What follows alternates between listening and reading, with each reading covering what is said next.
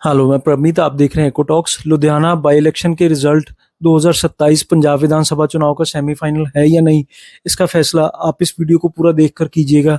पर इन चुनाव नतीजों को लेकर सभी पार्टियों को ही गंभीर चिंतन करना चाहिए।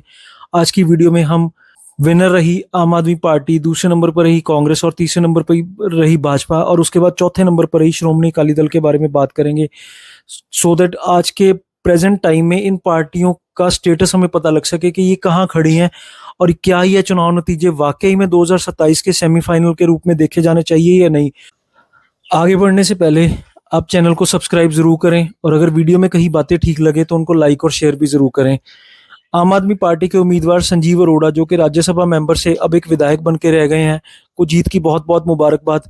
पर क्या यह जीत सही मायने में उतनी आसान थी? शायद नहीं, क्योंकि आम आदमी पार्टी की पूरी हाईकमांड से लेकर ग्राउंड लेवल के वर्कर तक का पूरा जोर इस बात पर लगा हुआ था कि संजीव अरोड़ा किसी न किसी तरह से ये चुनाव जीत जाएं। बावजूद उसके जो वोट मार्जिन है, जो वोट परसेंटेज का मार्जिन है, वो बहुत ज्यादा नहीं रहा। जीत गए इसलिए खुशी है, पर संतुष्ट होने वाली बात कोई दिखाई नहीं दे रही। ऐसा मैं इसलिए भी कह रहा हूं क्योंकि लुधियाना वेस्ट की सीट पर 1,74,000 के करीब वोटर थे, जिनमें से 51.33% वोटर्स ने अपने वोट हक का इस्तेमाल किया, और सीधा सीधा मतलब ये हुआ कि 48.67% लोगों ने वोट नहीं डाली। चुनाव आयोग के डाटा के अनुसार देखा जाए तो कुल 90,160 वोटरों ने अपनी वोट पोल की। जेतु उम्मीदवार संजीव अरोड़ा को 51.33% के हिसाब से सिर्फ 39.02% वोट मिली, यानी कि 1,74,000 वोटों में से सिर्फ 36,179 वोट उनको पड़ी। सीधा सीधा मतलब है कि 1,37,821 वोट लोगों ने उनको वोट नहीं डाली। इसके बारे में आप अपनी राय कमेंट्स में जरूर दे सकते हैं। बहरहाल जीत तो जीत होती है। जेतु उम्मीदवार चाहे एक वोट से जीता हो, उसको जेतु ही माना जाता है। आगे बात करें कांग्रेस पार्टी के नतीजों की, यानी कि पंजाब कांग्रेस की आपसी गुटबंदी।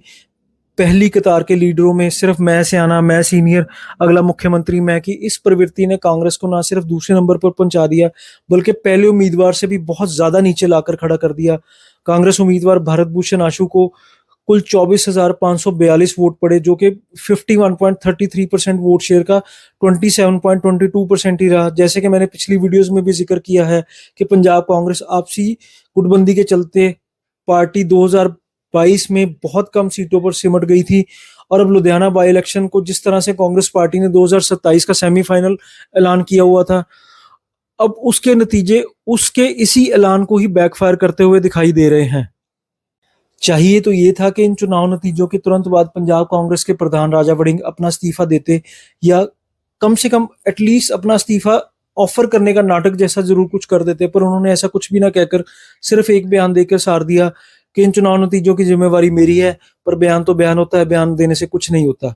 जबकि भारत भूषण आशु ने अपना इस्तीफा देकर ना कहीं यह भी बता दिया कि उनकी हार के पीछे का एक अहम कारण कांग्रेस की आपसी गुटबंदी और बाकी लीडरों का 100% सहयोग ना मिलना रहा।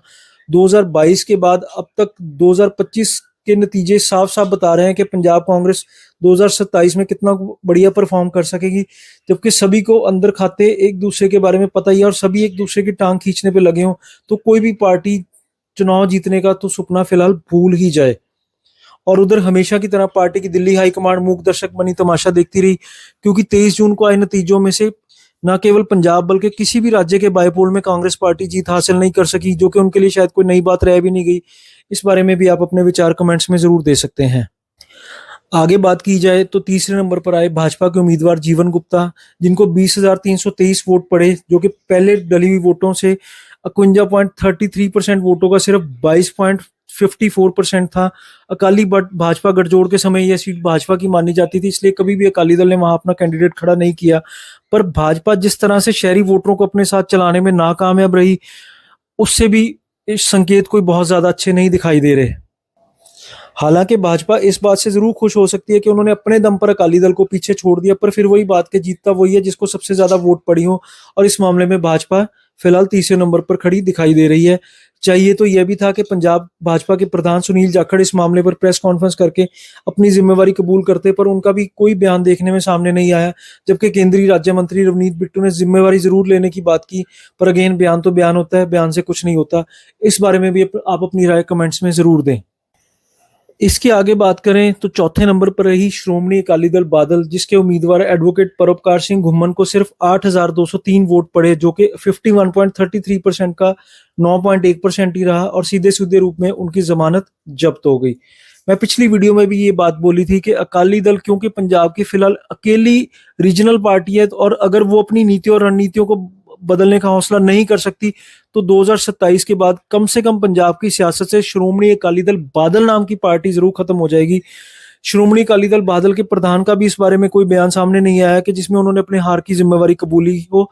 रही सही कसर चुनाव नतीजों के बाद विक्रम मजीठिया की गिरफ्तारी को लेकर जिस तरह से सियासी हलचलें हुई, उसने भी बाकी कसर पूरी कर दी।